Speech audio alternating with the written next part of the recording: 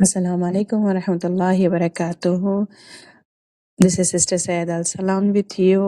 آپ کو میں ویلکم کرتی ہوں صدائے رمضان، وائس آف رمضان کے ڈے 10 کی کہانی کے ساتھ۔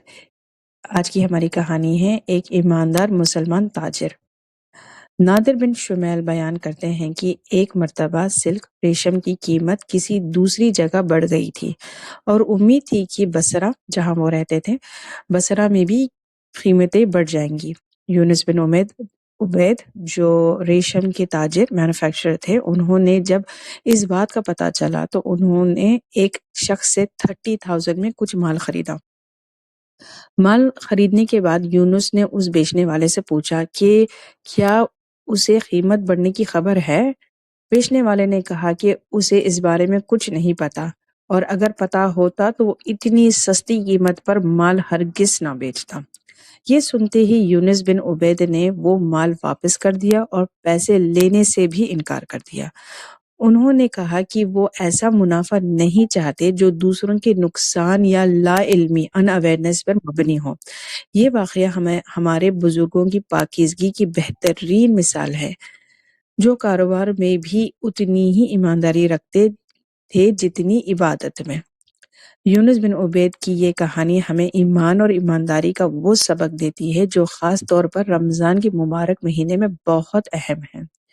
رمضان میں ہم اللہ کی رضا کے لیے حلال کھانے پینے سے رکتے ہیں۔ یہ کہانی ہمیں سکھاتی ہے کہ جس طرح ہم روزے میں حلال سے رکتے ہیں، ویسے ہی حرام کمائی اور دھوکے سے بھی پرہیز کریں۔ یونس بن عبید نے صرف قانونی فرض پورا نہیں کیا، بلکہ انہوں نے احسان، ایکسیلنس دکھایا۔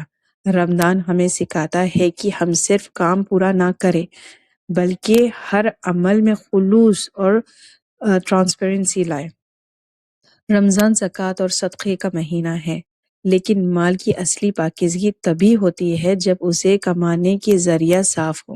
اگر ہماری کمائی یونس بن عبید کی طرح ایمانداری پر مبنی ہوگی تو ہماری عبادت اور صدقہ بھی اللہ کے یہاں زیادہ مقبول ہوگا۔ ایک ایماندار مسلمان کی تاجر، یہ کہانی ہمیں یاد دلاتی ہے کہ اصلی تقویٰ وہی ہے جو تب بھی نظر آئے جب کوئی دیکھنے والا نہ ہو۔ اس رمضان میں جب ہم نفس کی اصلاح، امپرومنٹ کر رہے ہیں، تو ہمیں یونس بن عبید کی جذبے کو اپنے کاروبار اور روزمرہ کے کاموں میں بھی شامل کرنا چاہیے۔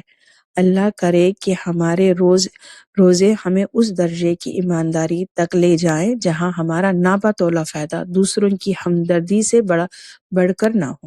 اوکے، جزاک اللہ خیر۔ السلام علیکم ورحمۃ اللہ وبرکاتہ۔